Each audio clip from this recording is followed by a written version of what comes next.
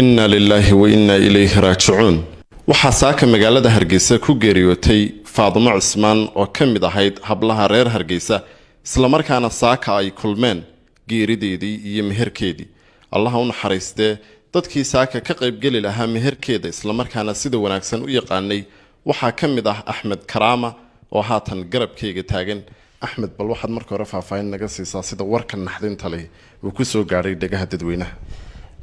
runtii axmed waa mahadsantahay saab t v waa mahadsanyihiin inna lilaahi wa inna raajicuun walaashay Faadimo Cismaan oo muddo 20 sano ku dhowaad ah aan jaar ahayn oo runtii maanta inaan ka hadlo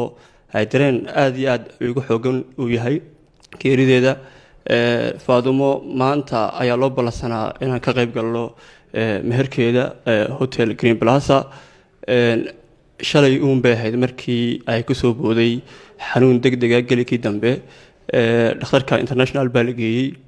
dabeedna halkaas ay kooma ku gashay dhakhaatiirtu waxay sheegeen in infaali ku soo booday waxaa la islahaa runtii aad iyo aad bay u soo fiicanaysaa farxaddeedana ka qayb galaysaa saaka markii markaa la islahaa hawshaas ha la dhameeyo oo la balansanaa ilaa 9:00 meelahaas 8 subaxnimo dheeraad baa la soo sheegay geerideeda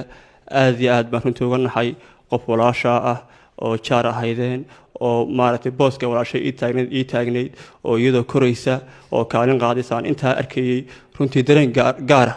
bay aniga Axmed haan ii leedahay dadweynahana waxa ku soo gaadhay social media ayaa lagu faafiyay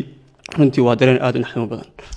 marka adiga waxaad ii sheegtay goor dhaweyd in iyadu kaarka meherkeeda gacanta kuugu dhiibtay saaka waa lagu soo boodayo iyada shaqeysanaysay hawlaheeda wadatay hawshuna maaragtay si ku booda shalay galikii dambe ayuunba aniga hooyada ii sheegtay ugu tiri inantii Faadimo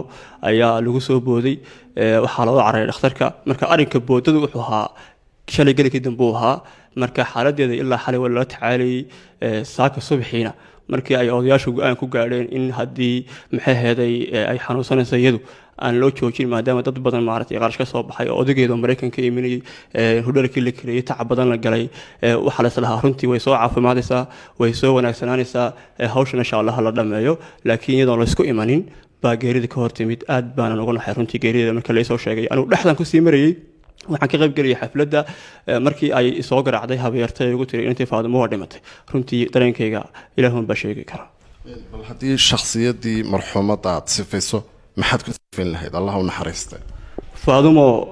waxaan ku sifeyn lahaa Ilaahay u naxariistay in ahayd qof dhalinyar ah oo si fiican wax u baratay oo kaalin muhiim ah kaga jirtay qoyskooda maadaama xaafaddeedu ugu weynayd aniga walaashay bay ahayd inta ay koraysay maanta ilaa inay dhimato iyo inay mataqaan arooskeeda laga qayb galaba waan soo taagnaa waan arkayay runtii qof dhowrsoon oo gurigooda maaragtay ku dhowrsoon oo hablaha kale runtii ka cayimno maaragtay maxaheeda aad dareemayso qaabka u dhaqmayso runtii waxay ka soo jeedaa qoys ma taqaana culimo aabaheedu waa nin sheekha hooyadu qof goba oo aniga soo korisay runtii aad iyo aad qof qiimo u leh oo u rajeynaya in ilaahay jannooyinkeeda ku casuumo ayay ahayd laakiin waxaan aad iyo aad uga xumahay in ay isku beegmaan tacsideedii iyo farxadeedii inna lillahi wa inna ilaihi raajicuun qoyskana aad baan uga tacsideynaya aad iyo aad bana ummadda Soomaaliyeed meel kasta joogtaba ay uga naxeen Allah yarxam marka